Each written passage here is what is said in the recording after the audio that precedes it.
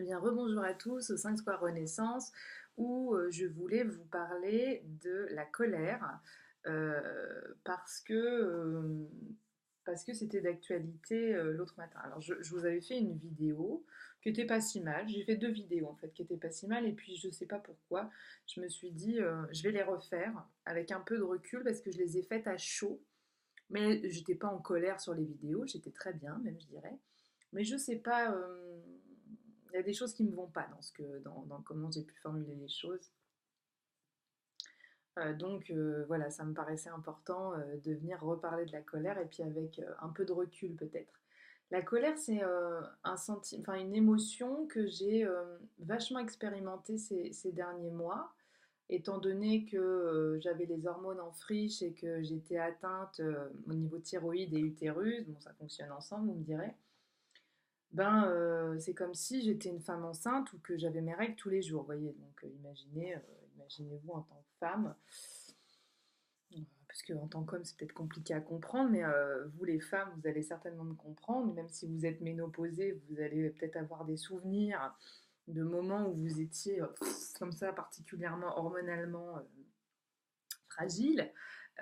Et donc voilà, donc avec tout ce gloubi-boulga, en fait, je suis venue étudier les émotions. Je me dis, quand j'ai choisi avant de descendre, de prendre dans mes épreuves de vie, dans ma besace de vie, la maladie, euh, ben purée, j'étais loin de savoir tout ce que j'allais apprendre avec ça, parce que là, je suis en train d'apprendre des tas de choses. Et notamment, je suis en train d'explorer les émotions.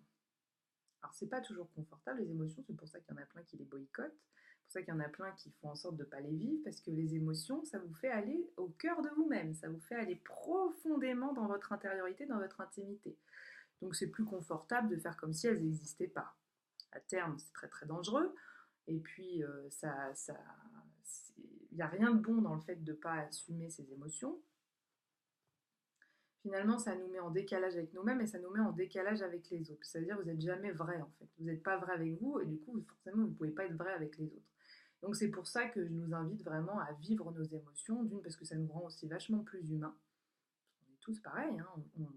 À partir du moment où vous naissez homme, être humain, c'est explorer toute une gamme d'émotions. C'est-à-dire des émotions confortables aux émotions inconfortables. C'est-à-dire que ça va de la joie à l'envie de partager, à l'extase, au bonheur de rire ensemble, au désespoir, à la colère, à la tristesse, au chagrin, à la peur aussi, puisque la peur c'est un truc c'est costaud, hein. L'être humain, il a envie de la peur, hein. Et ça l'empêche vachement de vivre d'ailleurs. Parce que la peur, ça nous cadenasse, ça nous empêche une fluidité certaine. Donc, du coup, voilà, la colère, c'est un truc que j'ai vachement expérimenté. Et surtout, ce qui est intéressant, c'est que, alors vous passez un peu pour une hystéro, hein, quand vous êtes en colère, tout le monde se dit, ah là là, elle est aigrie.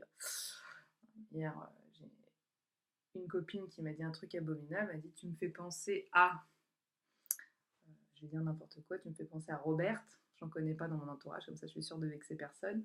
Tu me fais penser à Robert, et Robert, dont ça n'est pas le prénom, c'est la pire insulte qu'on puisse me donner, c'est la personne à laquelle je veux pas ressembler dans la vie, parce que pour moi c'est un modèle d'aigreur.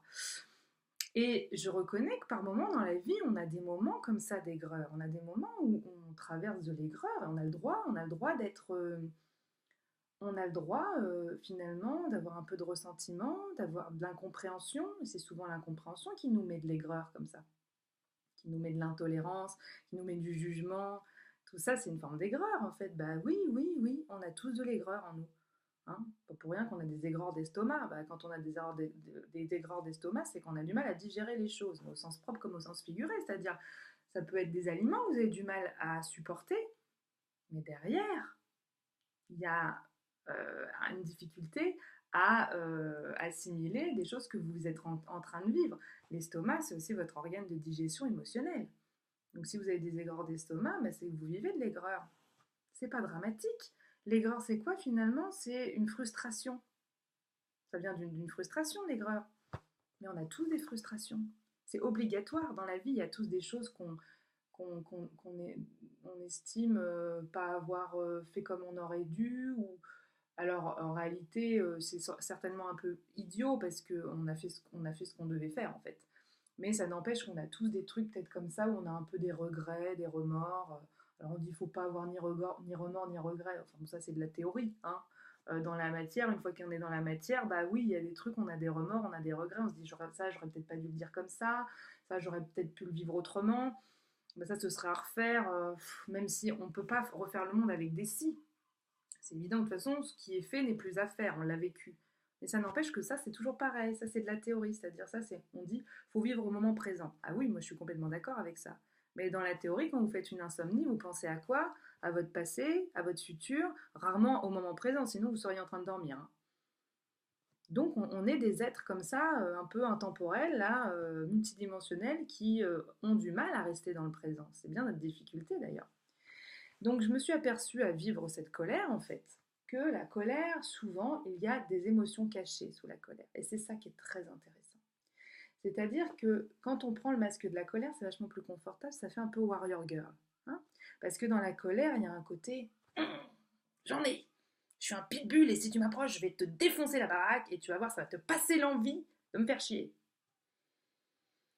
Il y a un côté un peu, c'est ça quoi, je suis couillu, j'ai beau être une nana, je suis couillu, toi, je me laisse pas faire, je me laisse pas déglinguer, je me laisse pas dézinguer, mais c'est quoi ça? Vous voyez, parce que dans la colère, il y a le ton Mélenchon un peu.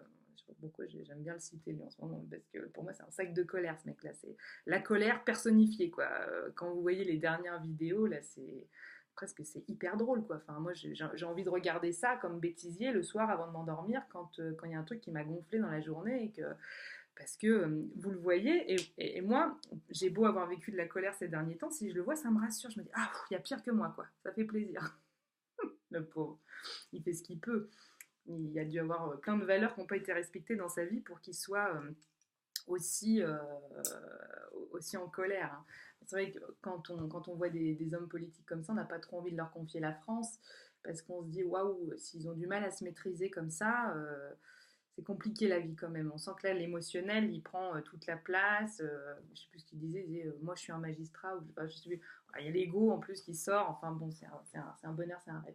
Mais cela dit, il a le mérite d'être un être humain, hein. Tout le monde vit des choses similaires.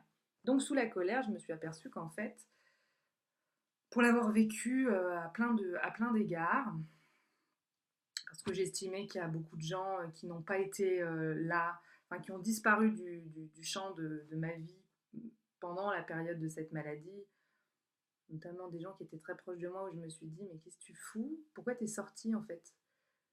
Comment je dois l'interpréter? Comment je dois le vivre? Hum, J'ai notamment une amie qui est médecin. Elle a été là au début, et puis on dirait qu'après, elle s'est dit, bah, je ne sers plus à rien, sauf que moi, ce que je voulais, c'était pas la femme médecin. Moi, ce que je voulais, c'était bah, la femme tout court, l'amie, quoi. C'est-à-dire, moi, je m'en fous que tu me dises comment me soigner, en fait. J'ai aussi besoin que tu sois là en tant qu'être humain, quoi. Tout simplement. Et donc, j'ai accumulé de la colère contre ces gens-là. J'ai limite envie de les sortir de ma vie, même s'ils sont là depuis des lustres et qu'ils y ont toujours été. J'ai envie de leur dire, ok, sors. Si t'es pas foutu d'être là dans des moments importants, mais ça sert à quoi qu'on soit encore amis, quoi. Donc voilà, et j'accueille tout ça, j'accepte parce que c'est juste. Je veux dire, après, une fois que je me serai apaisée, tout ça va prendre un autre sens. Mais là, je suis dans la tourmente, je vous le livre tel quel parce que je suis un être humain et j'ai beau faire du développement personnel, c'est aussi parce que je suis brassée par toutes ces émotions contraires que je suis en capacité de faire du développement personnel. Et du coup, je comprends l'âme humaine de dans tous ses aspects, en fait, dans tous ses aspects sombres comme dans tous ses aspects lumineux. Donc, je dis, sous la colère, il y a des émotions enfouies. Et moi, ce que j'ai trouvé sous la colère, le plus souvent, c'est la tristesse, du chagrin, voire du désespoir.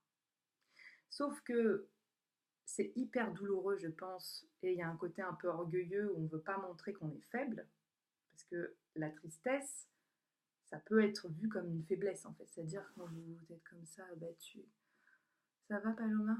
Oui, ça va. Oui, ça va, c'est dur la vie. Je suis un peu désespérée en ce moment. Vous voyez? Ça, c'est super trash en fait, c'est super dur de dire des choses comme ça. Alors pourtant, moi j'ai pu dire, ces derniers temps, j'ai pu dire, je vis du désespoir. Je passe par des sas où je sais plus quoi faire. Je suis démunie. Je ne sais pas quoi faire avec mes problématiques en fait. Il y en a trop, j'en ai trop en même temps. Je ne sais plus comment les gérer.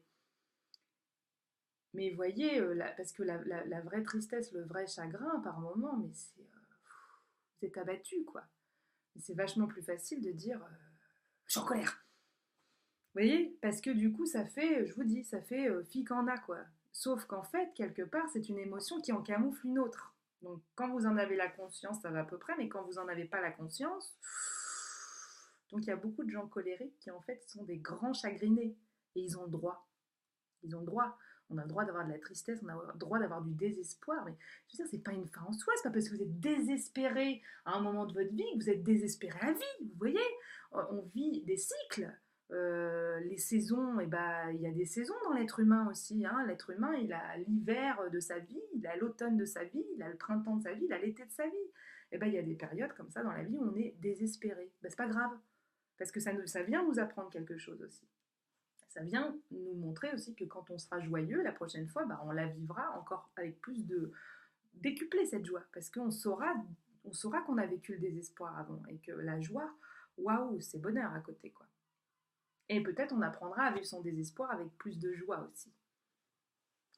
Donc voilà, la colère, il y a des émotions sous-jacentes derrière. Et ce que je voulais dire aussi, c'est que pour avoir essuyé donc, toutes ces phases de colère, j'en ai parlé avec une amie à moi, qui s'appelle Michel, et qui me disait, tu sais, c'est pas pour rien que quand on est en colère, on dit je suis hors de moi.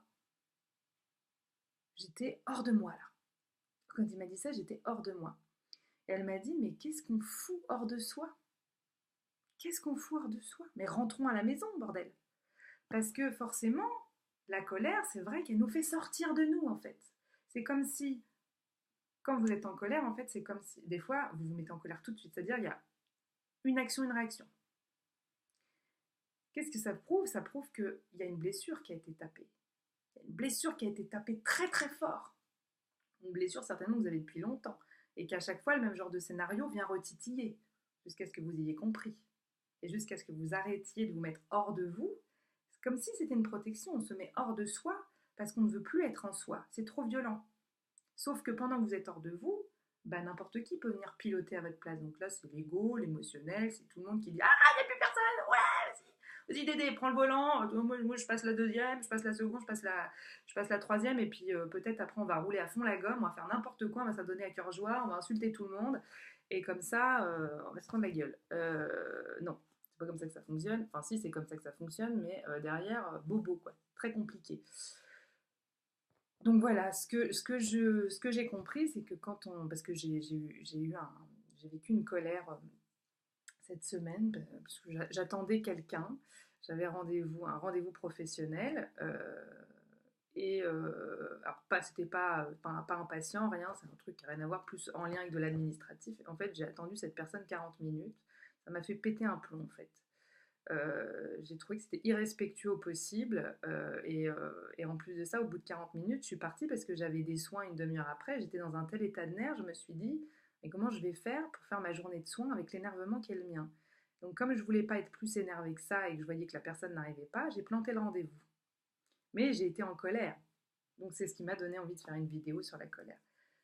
Et en fait, j'ai pensé à cette formule de Michel, être hors de soi. Et je me suis dit, ok, là, en fait, t'es parti hors de toi. Ça a tapé dans quelque chose. Ça a tapé dans je ne suis pas respectée, je ne suis pas considérée, on fait comme si je n'existais pas. Euh, on ne prend pas en considération le temps que moi je viens passer là. C'est du temps que je passe pas à faire autre chose, en fait. Vous voyez? Et donc, du coup, je me suis dit, ok, maintenant on rentre à la maison. Et je crois que c'est ça qui est important, c'est à chaque fois que vous vivez une colère, posez-vous avec vous et dites, je rentre à la maison, et une fois que je serai rentrée à la maison, je vais traiter cette situation. Parce que le problème, c'est qu'on a tendance à traiter la situation alors qu'on est hors de soi. Et en fait, ça peut rien donner de bon. C'est pour ça que je me suis pris la tête avec cette copine hier. C'est parce que j'ai pas pris la peine de... Enfin, pour ceux qui ont regardé les vidéos sur la compromission, j'ai pas pris la peine de rentrer chez moi avant de lui rentrer dans l'art. J'ai réagi à chaud. J'ai été dans la réaction. Et forcément, là, on est hors de soi. Et donc, il peut se passer que des choses qui ne sont pas cool, quoi. Qui sont dans la souffrance et dans le désespoir. Voilà. Donc, rentrons chez nous et soyons en colère dans la conscience. Je vous aime et je vous embrasse. À très bientôt et surtout, passez une journée très joyeuse.